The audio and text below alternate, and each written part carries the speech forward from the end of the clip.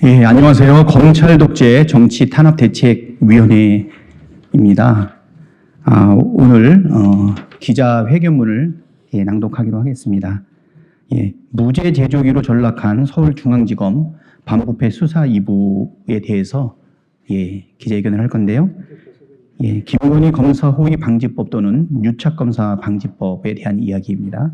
참석하신 분들에 대한 소개를 하도록 하겠습니다. 김윤덕 의원님 오셨습니다.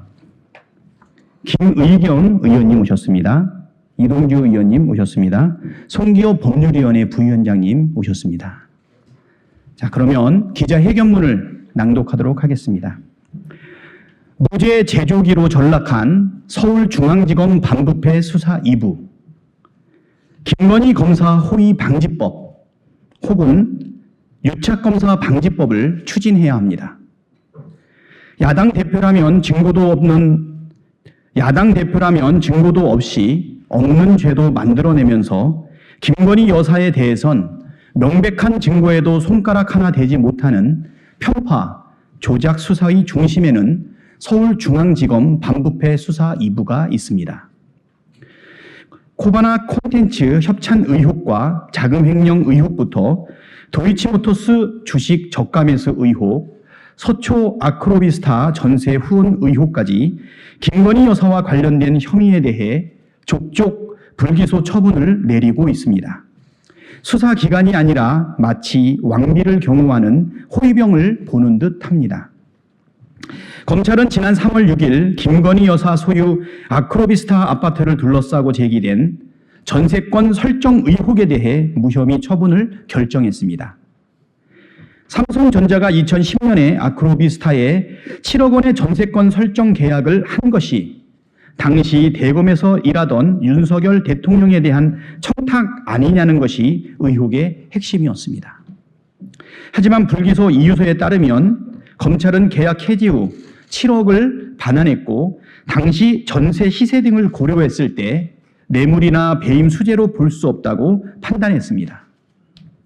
같은 날 반부패 수사 2부는 김건희 여사가 2013년, 2017년 도이치 파이낸셜 주식을 저가로 매수했다는 뇌물수수 의혹에 대해서도 정상적 거래였다며 무혐의 처분을 내렸습니다.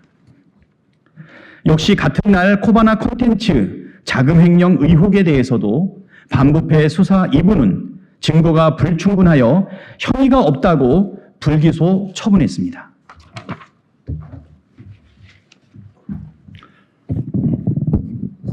앞서 3월 2일 반부패 수사 2부는 코바나 콘텐츠의 대기업 협찬 의혹에 대해서도 무혐의 처분을 내렸습니다. 중앙지검에서 수사 중인 기업이 중앙지검장 부인 회사에 돈을 지급하였는데도 당사자인 김건희 여사에 대한 단 한 차례의 소환 조사도 없이 통상적인 협찬이었다며 혐의 없음을 결정한 것입니다. 실제 언론 보도 등을 통해 코바나 콘텐츠에 2억 원을 협찬한 회사가 윤석열 서울중앙지검장 시절 수사 대상이었고 무혐의 처분을 받은 사실도 확인된 바 있습니다. 이런 검찰의 태도는 합법적 광고 계약에 따라 성남FC에 집행된 광고비를 이재명 대표에 대한 후원금이라 억지 주장하던 검찰의 모습과는 달라도 너무 다른 모습입니다.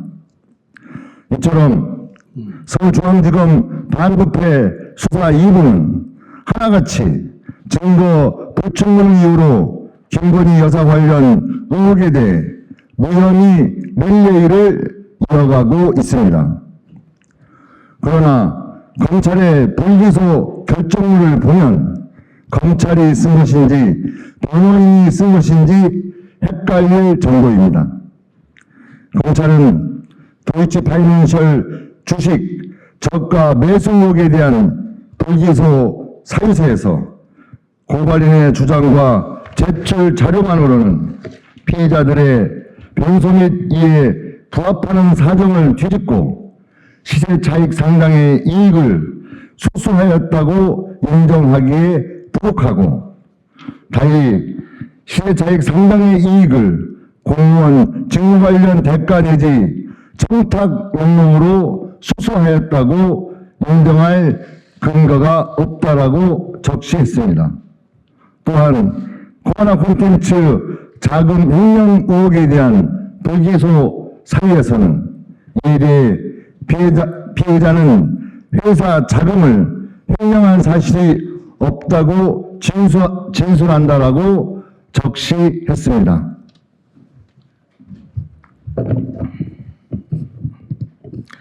수사를 지휘하고 있는 이원석 검찰총장부터 송경호 서울중앙지검장, 고영곤 제4차장 검사, 수사를 담당하고 있는 반부패 수사 2부 김영철 부장검사, 강성기 김인구 부부장검사까지 검찰에 묻습니다. 의혹이 제기되었으면 수사를 해서 증거를 수집하고 범죄가 있는지 없는지 밝히는 게 검찰의 역할 아닙니까? 김건희 여사에 대해서는 소환조사 한 번, 압수수색 한 번 한 적 없으니 증거가 불충분한 건 당연한 것 아니겠습니까? 증거 불충분이란 말은 이재명 대표 수사하듯 332번 압수수색하고 먼지 털듯 주변을 샅샅이 털고 나서야 할 수 있는 말 아닙니까?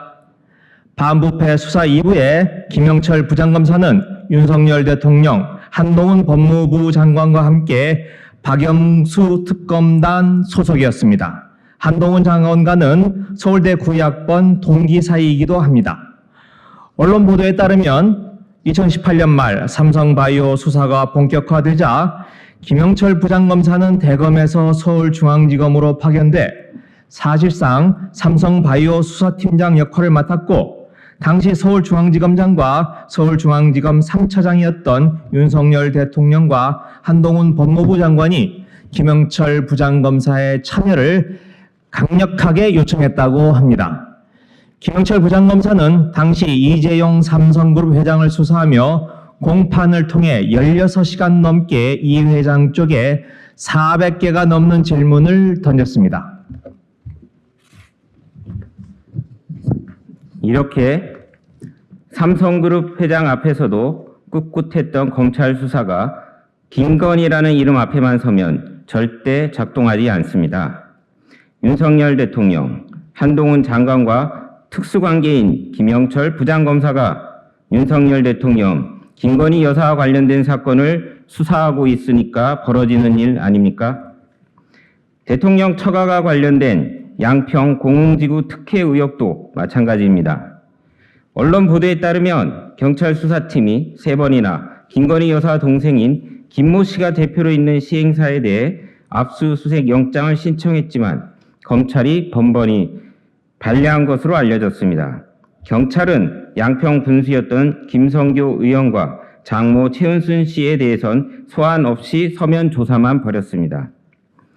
야당 대표에 대해선 332번의 무차별 압수수색을 벌이던 검찰이 대통령 처가가 관련된 사건에 대해선 경찰이 요청하는 압수수색도 반려해 버립니다. 이처럼 현행법상 검사 등 권력기관이 고소인 피의자와 유착 관계에 있거나 혹은 있다고 의심되는 경우라도 이를 방지할 수 있는 제척이나 기피 혹은 회피 제도가 없습니다. 법관의 경우 형사소송법 제17조, 제18조, 제24조를 통해 법률상 제척, 기피, 회피 사유를 규정하고 있으나 유독 검사만은 예외입니다. 검사윤리강령 제9조 2항은 검사는 취급 중인 사건 관계인과 제1항 2의 친분관계 혹은 기타 특별한 관계가 있는 경우에도 수사에 공정성을 의심받을 우려가 있다고 판단했을 때는 그 사건을 회피할 수 있다고 규정합니다. 하지만 윤리강령이라는 점에서 한계가 명백합니다. 회피는 검사 스스로 신청해야 한다는 점에서 강제력이 없습니다. 따라서 사건 관계인과 수사기관의 유착을 막기 위한 제척, 기피, 회피 제도를 전면 도입하여 검사가 이해 당사자의 사건을 담당하여 사법 시스템을 유린하는 것을 막아야 합니다. 이미 더불어민주당 김남국 의원이 발의한 형사소송법 개정안이 국회에 계류되어 있습니다. 국회 여야는 유착검사방지법을 추진하여 고양이에게 생선을 맡기는 검찰 수사, 강약, 약, 강의 검찰 수사가 더는 벌어지지 않도록 해야 할 것입니다. 검찰은 중사법기관이자 수사기관으로 막강한 권한을 가지고 있습니다. 검찰 수사가 공정하게 이루어지도록 만드는 일은 법 앞에 평등이라는 헌법 원칙에 부합합니다. 국민의 기본권을 지키는 일입니다. 저희 더불어민주당 검찰 독재정치 탄압대책위원회는 앞으로도 검찰 수사의 문제점을 낱낱이 밝히고 이를 실질적으로 개선하여 국민의 기본권을 지키는 일에 앞장서겠습니다. 2023년 3월 16일 더불어민주당 검찰 독재정치 탄압대책위원회 감사합니다.